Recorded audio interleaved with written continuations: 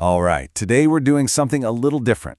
We're going to crack open a pretty dense corporate report, but I promise, inside there's a fascinating story about the future of energy. We're looking at Cameco, a giant in the nuclear fuel world, and we're going to deconstruct their latest results to see what they tell us about a huge shift happening on the global stage. Let's dig in. This one sentence, pulled right from Cameco's report, really sets the scene. We're talking about a potential global nuclear renaissance.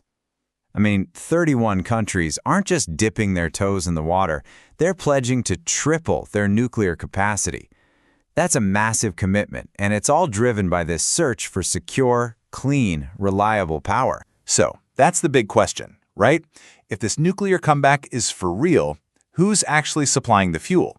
Who's building the plants? The companies behind it all should be doing incredibly well. Which brings us right to Cameco.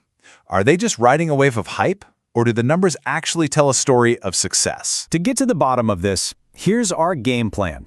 First, we'll unpack this idea of a nuclear renaissance. Then, we'll zoom right in on Cameco's what I can only call a blockbuster quarter. We'll look at the Westinghouse deal that really changed the game for them, dig into a wild billion-dollar tax battle they're fighting, and finally, we'll weigh the big bets against the big risks for their future. Okay, first things first. Let's start with the why. Why is nuclear power, after being on the back foot for decades, suddenly having this major moment in the sun? Well, it's really a perfect storm of factors. You've got geopolitical chaos making countries desperate for energy independence. You've got these huge climate goals that demand massive amounts of carbon-free power. And now there's this new hungry customer at the table, big tech. Giants like Meta and Amazon need an insane amount of 24/7 power for their data centers, and when you add in major policy shifts like the World Bank finally agreeing to fund nuclear projects again, you've got some serious momentum. Now, a lot of this context we're talking about comes from a part of the report called the MD&A. Don't worry, you don't need an accounting degree.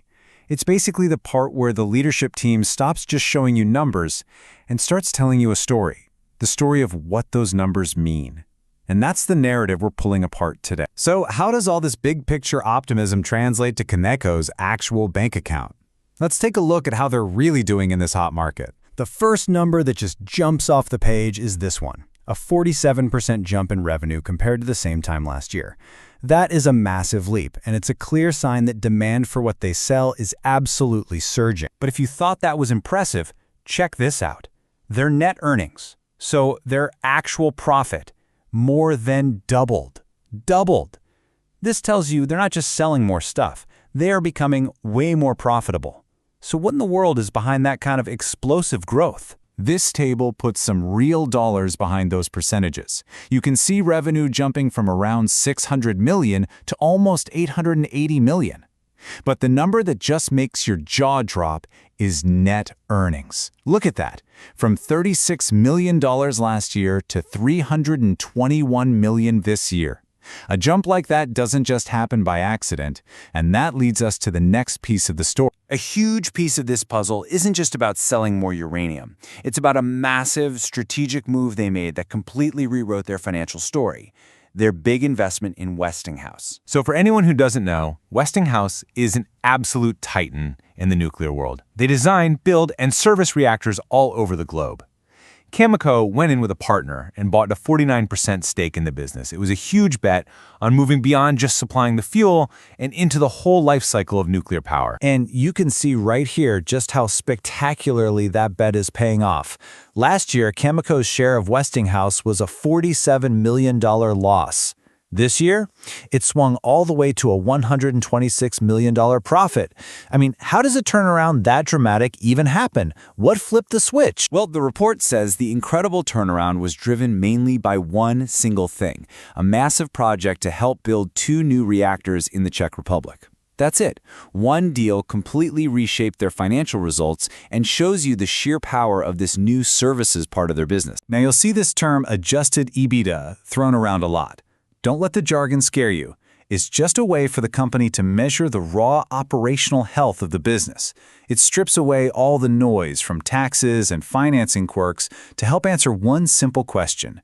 Is the core business itself actually making money? But it's not all smooth sailing and record profits. Buried deep in this report is this dramatic, long-running subplot, a really high-stakes legal fight with the Canada Revenue Agency. This has been going on for over 15 years. The CRA, Canada's tax authority, challenged how Cameco structured its international sales. And for a while, it looked like Cameco had won, with huge court victories in 2018 and 2021. But the fight isn't over. The government is still coming after them for other tax years, which creates this lingering cloud of uncertainty. And the stakes here are incredibly high. While this whole dispute drags on, Cameco has over $500 million, $555 million of its cash tied up, held by the government. Getting that money back would be a huge cash infusion for the company.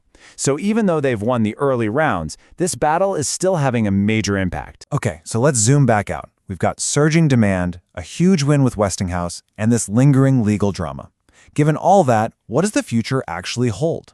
What are the core bets Cameco is making, and what are the risks that could sink the whole ship? Now, anytime we look ahead, you have to understand this one little piece of corporate speak: forward-looking information. It's basically the company's legal way of saying, hey, here's our best guess about what's coming, but please don't sue us if we're wrong.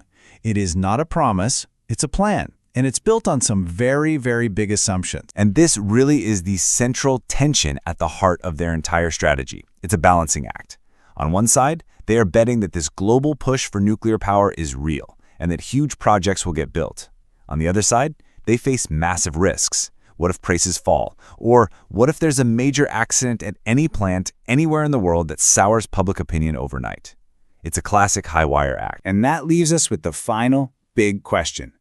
Cameco's report paints a picture of an industry at a critical turning point, just flush with opportunity, but also shadowed by incredible risk. It captures this huge bet that we're all placing on nuclear energy to solve some of the world's biggest problems. And whether that bet pays off, well, that's a story that's still being written.